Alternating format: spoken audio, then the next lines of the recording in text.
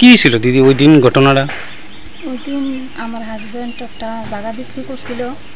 বিক্রি করার পর একটা লোক বলতে ছোট্ট মিয়া নামে একজন লোক দেখছিল, যে লেনদেন করছিল, যে এটা দেখছিল।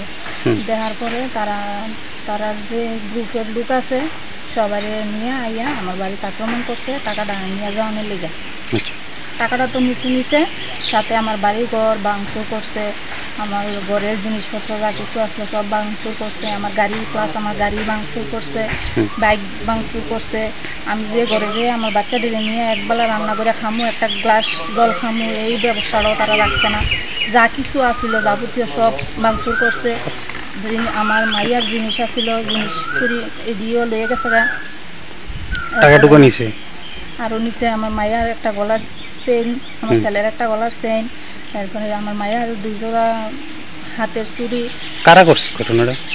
কারা করছে বলতে তারা আমরা গ্রামের লোক হই, আমরা আশেপাশের লোক হই, তারা করছে। নাম কি তারা? তারা আইসে মনে করেন 30-40 জন আইসে, এর থেকে 5-6 জন বেশি অন্য অন্য লোকরা দাঁড়াইয়া ছিল। 5-6 জন লোক আসলো, তারা আমরা ঘরের পাশে তারা করছে। আচ্ছা, তার নাম কি এমনি জানেন? আক্তার হোসেন, তারপরে ফেরদৌস মিয়া, ছোটন মিয়া, কবির হোসেন, তারপরে আবুল খায়ের। তারা কি করে এমনিতে? তারা এমনিতে শুনছি তারা নাকি বিজেপির কি পদে আছে আমি সঠিক জানি না, কিন্তু তারা যে কাজটা করছে বিজেপি এমন কাজ করে আমি কোনো সময় শুনছি না, আর এমন কাজ বিজেপির করতে পারে না। আচ্ছা, তারা করছে। তো এই বিষয়টা মানে এলাকা থেকে আরেকটা কথা মানে ওই দিন শোনা গেছিল আপনার হাজবেন্ড নাকি একজন নেশা ব্যবসায়ী। না, তারা যে আমার ঘরে তো কোনো কিছু রাখছে না, যে যে জিনিস ভাঙচুর করছে, যদি নেশা কারবারে হইতো নেশার এক টুকরো হইলেও তারা পাইতো, নেশার তো কোনো সামগ্রী পাইছে না। আবার তারা হের হাতের থেকে মোবাইলটা ছিনিয়ে নিয়ে গেছে। তারা যে আমার ঘরে লুটপাট করছে, এরপরে টাকা পয়সা চুরি করছে, এডি যে করছে, এডি হ্যাঁ মোবাইলে রেকর্ডিং করছে, তারপরে তারা মোবাইলটা নিয়ে গেছে, এখন অব্দি মোবাইলটা দিছে না। যদি নেশা সামগ্রীর লগে জড়িত থাকতো তাইলে তো তারা মোবাইলটা দিয়েও বুঝতে পারতো।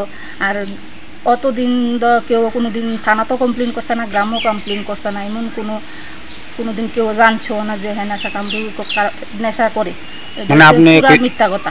আচ্ছা, আপনারা কোনো এই বিষয়ে কোনো মামলা টামলা করছেন? হ্যাঁ, আমরা হাইকোর্টে কেস করছি। আজকে করছেন? হ্যাঁ।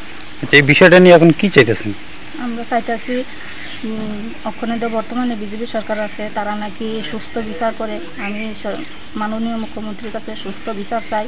আমার যে ভাঙচুর করছে আমি যাতে সুস্থ বিচার। আপনারা এখন কোন জায়গাতে থাকেন? আমরা বিশ্রামগঞ্জে। তারা আমাদের বাড়িতে ঢুকতে দিতে মানুষের কাছে বাড়ি ছাড়া হয়ে আছে, হ্যাঁ বলা বলি করে।